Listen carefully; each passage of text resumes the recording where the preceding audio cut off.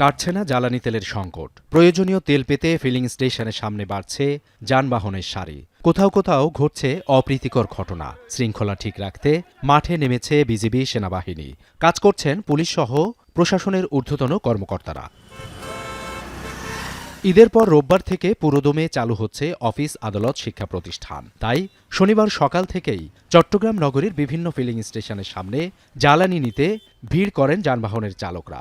দীর্ঘ সময় অপেক্ষা করেও প্রয়োজনীয় তেল না পাওয়ার অভিযোগ অনেকের। এতে দূরপাল্লার বাস চলাচলে বাড়ছে দুর্ভোগ। গাড়ি চললে আমরা খাইতে পারবো, ঠিক আছে, মালিকরা আমাকে টাকা দিবে। ভোগান্তি তো দেখতেছেন, রাত্রে হয়তো আবার ঘুমানো লাগবে এখানে এসে, ওইরকম আর কি।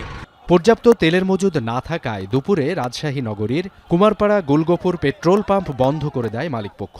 এ সময় পাম্প কর্তৃপক্ষের সঙ্গে গ্রাহকদের বাকবিতণ্ডার সৃষ্টি হয়। পুলিশের সহায়তায় পরিস্থিতি নিয়ন্ত্রণে আনে মালিকপক্ষ। বিশৃঙ্খলার দায়ে এক গ্রাহককে আটক করে পুলিশ।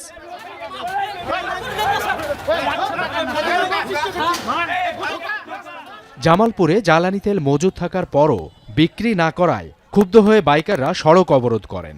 এতে প্রায় ১.৫ ঘণ্টা সড়কে যান চলাচল বন্ধ হয়ে যায়। পরে ঘটনার সত্যতা মেলায় এক ডিলার মালিককে ৫০,০০০ টাকা জরিমানা করে জেলা প্রশাসনের ভ্রাম্যমাণ আদালত। তারা যে কাজটা করছে সেটা একটা অপরাধ এবং তারা মজুত করে দোকান বন্ধ করে রাখছে। এই কারণে তাদেরকে ভোক্তা অধিকার সংরক্ষণ আইন ২০০৯ সালের যে আইনটা আছে এই আইনে তাদেরকে ৫০,০০০ টাকা জরিমানা করা হয়েছে। দিনাজপুরে অকটেন ও পেট্রোলের পর এবার ডিজেল সংকটেও ভুগছে দূরপাল্লার বাস ও ট্রাক। এতে চরম ভোগান্তিতে পড়েছেন পরিবহন মালিক, শ্রমিক ও যাত্রীরা।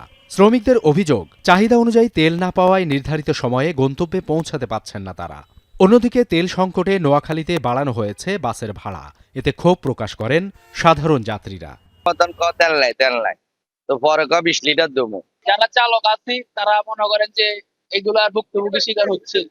এদিকে সিরাজগঞ্জের বাঘাবাড়ি ওয়েল ডিপো থেকে রেশনিং পদ্ধতিতে জ্বালানি সরবরাহ করা হচ্ছে। শৃঙ্খলা রক্ষায় একজন ম্যাজিস্ট্রেটের নেতৃত্বে মোতায়েন করা হয়েছে সেনাবাহিনী। সকাল ৯টা থেকে ডিপোর জ্বালানি সরবরাহকারী প্রতিষ্ঠান পদ্মা, মেঘনা ও যমুনা পেট্রোলিয়াম ২৮৫ পাম্পকে জ্বালানি সরবরাহ শুরু করে। জ্বালানি তেলের নির্বিঘ্ন সরবরাহ নিশ্চিত করতে এবং নিরাপত্তা রক্ষায় কাজ করছে সেনাবাহিনী।